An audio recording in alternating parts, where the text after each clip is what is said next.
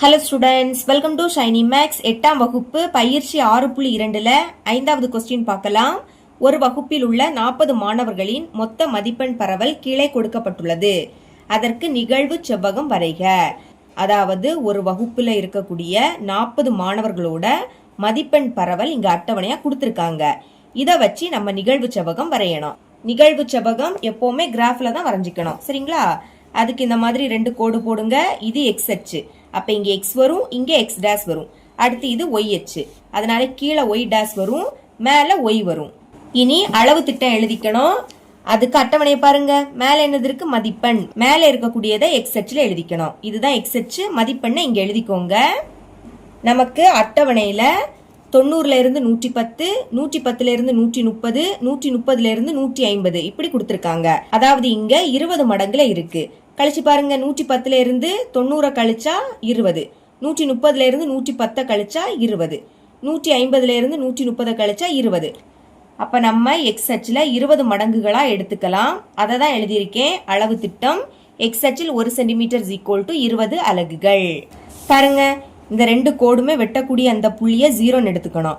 அடுத்து நம்மளுக்கு 90ல இருந்தே கொடுத்துருந்தாங்க. அப்ப 90, 90க்கு கூட 20 கூட்டினா 110, 110க்கு கூட 20 கூட்டினா 130.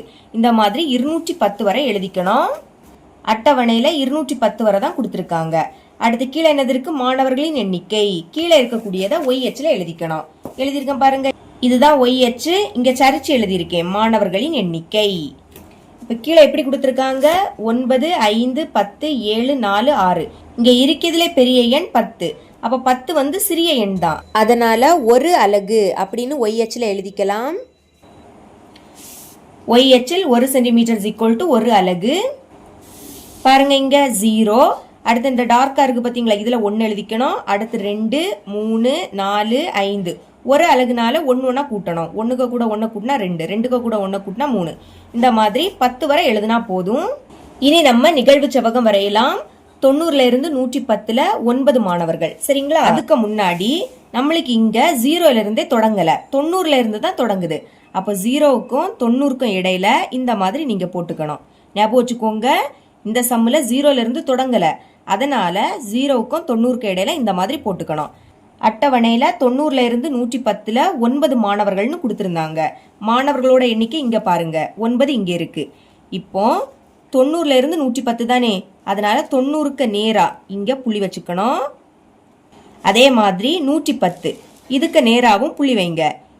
இந்த 2 புள்ளியும் 9க்கு நேரா தான் இருக்கணும், சரிங்களா? இனி இதை இணைக்கலாம்.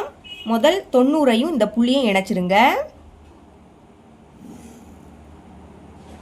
அடுத்து 110ஐயும் அடுத்த புள்ளியையும் இணைக்கலாம். அப்புறம் இந்த 2 புள்ளியையும் இணைச்சிருங்க. இணைச்சாச்சு. 9 மாணவர்கள் தானே, அதனால 9 பிராக்கெட்டுக்குள்ள எழுதிக்கணும். அப்புறம் 110ல இருந்து 130க்குள்ள 5 மாணவர்கள். இப்ப 5 ஒய் அச்சுல பார்க்கணும். ஒய் அச்சு இது, இதுல 5 இங்க இருக்கு. ஓகே, இப்போ 110க்கு நேரா புள்ளி வைங்க, சரிங்களா? 110ல இருந்து 130ல 5 மாணவர்கள். அப்போ 130க்கு நேராயும் புள்ளி வைக்கணும். ஞாபகம் வச்சுக்கோங்க, 110க்கு நேராவும் 130க்கு நேராவும் புள்ளி வைக்கணும். அந்த 2 புள்ளியும் 5க்கு நேரா இருக்கணும்.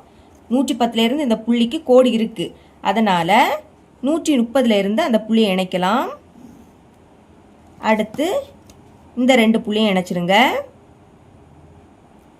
மாணவர்களின் எண்ணிக்கை 5. 5 பிராக்கெட்ல எழுதிக்கலாம். இப்போ 130ல இருந்து 150ல 10 மாணவர்கள்.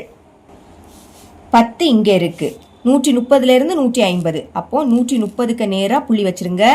அதே மாதிரி 150க்கு நேராவும் புள்ளி வைக்கணும். இந்த 2 புள்ளியும் 10க்கு நேரா தான் இருக்கணும். இணைக்கலாமா? 130ல இருந்து இந்த புள்ளியை இணைச்சிருங்க.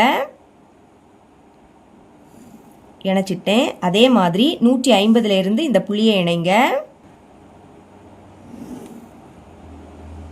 இனி இந்த 2 புள்ளிகளை இணைக்கலாம். மாணவர்களின் எண்ணிக்கை 10. 10 பிராக்கெட்ல எழுதிருங்க.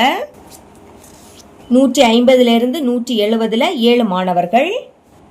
7 இங்க இருக்கு. 150ல இருந்து 170, அப்போ 150க்கு நேரா புள்ளி வைங்க. அந்த புள்ளி 7க்கு நேரா இருக்கணும். அதே மாதிரி 170க்கு நேராவும் புள்ளி வைக்கலாம். இப்போ இணைக்கலாமா?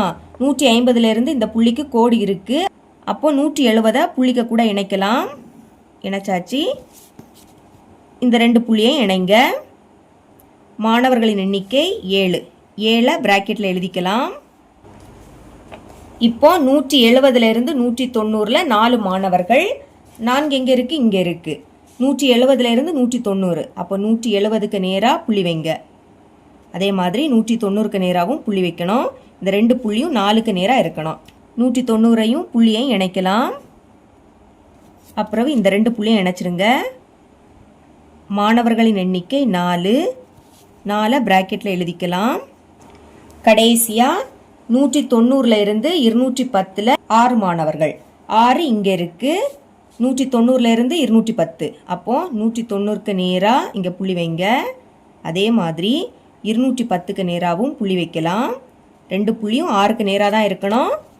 190ஐயும் இந்த புள்ளியை இணைக்கலாமா? இணைச்சிட்டேன். அதே மாதிரி 210ஐயும் புள்ளியையும் இணைக்கலாம்.